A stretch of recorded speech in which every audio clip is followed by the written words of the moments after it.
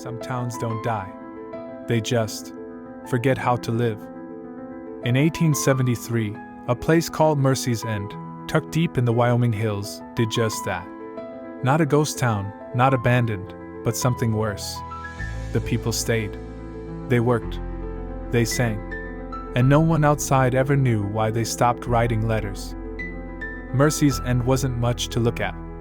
A cluster of clapboard houses, a general store, a church with a crooked steeple. Maybe 200 souls, all told. They were farmers, mostly, scratching a living from rocky soil. God-fearing, tight-knit, the kind of folks who'd share their last loaf of bread. But they had one peculiar habit. Every Sunday, they'd gather in that church and sing. Not hymns, not exactly. Something older. Songs that sounded like wind through bare branches, low and mournful, in a language no one could quite place. The pastor, Ezekiel Crane, led them. He was a tall man, gaunt, with eyes that seemed to look through you. He'd been there since the town was founded, back in the 1840s. No one knew where he came from. No one asked? He didn't preach fire and brimstone. He didn't need to. His voice, they said, was enough. Deep, resonant, like it came from the earth itself. When he sang, the whole town followed, their voices weaving into something unnatural. They called it the choir. It wasn't just singing. It was a ritual. Every Sunday, from dusk till midnight, they'd fill that church, no matter the weather. Blizzards, droughts, didn't matter. They sang. And if you missed it, you weren't welcome in Mercy's End. Not shunned, exactly. Just watched. Until you showed up the next week. In the spring of 1873, a stranger came to town. His name was Thomas Hale, a surveyor from Cheyenne, sent to map the hills for a new rail line.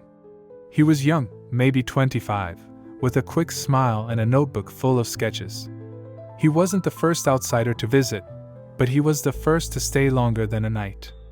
The townsfolk were polite enough. They gave him a room at the boarding house, fed him stew and cornbread. But they didn't talk much, and they never invited him to church. Thomas wrote letters home to his sister, Clara, every few days. Those letters are how we know what happened. They're preserved in a Cheyenne archive, yellowed and brittle, but legible. He described the town in detail. The way the wind never seemed to stop, the way the fields looked wrong, like the crops grew in patterns that hurt your eyes if you stared too long. He mentioned the singing, too. He'd hear it from his room on Sunday nights, faint but unmistakable. "It's beautiful," he wrote, "but it makes my chest tight. Like I'm drowning." Thomas was curious. Too curious. He started asking questions. Why did they sing so late? What were the words? Why did no one ever miss it? The townsfolk brushed him off. "It's just our way," they'd say, and change the subject. But he noticed things. The way their eyes darted to the church when they spoke. The way they'd stop mid-sentence if Ezekiel Crane walked by. The way the children didn't play, didn't laugh, just sat quietly, humming those strange melodies. One night, Thomas decided to see the choir for himself. It was late April, cold enough for frost. He waited until the singing started, then crept up to the church. The windows were shuttered, but there was a gap in one, just wide enough to peek through. He pressed his face to the wood and looked inside. What he saw, he couldn't explain. Not fully.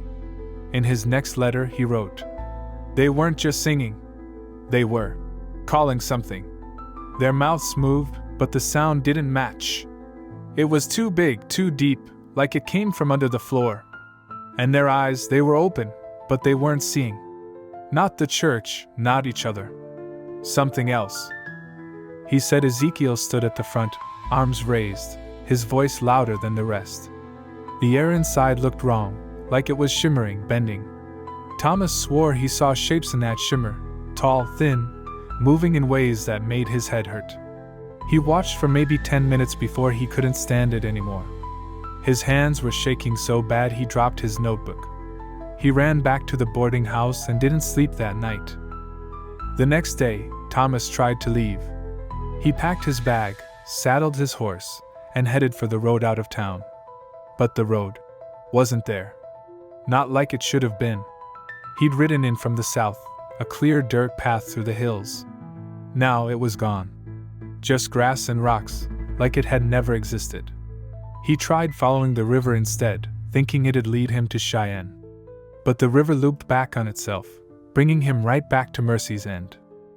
He wrote to Clara, "I don't know if I'm losing my mind. The town looks the same, but it feels smaller. Like the hills are closer than they were. Like they're watching me." The townsfolk noticed his panic. They were kind, in their way. They offered him food, a place to stay until he felt better. But they started locking their doors at night. And the singing got louder. Not just on Sundays anymore.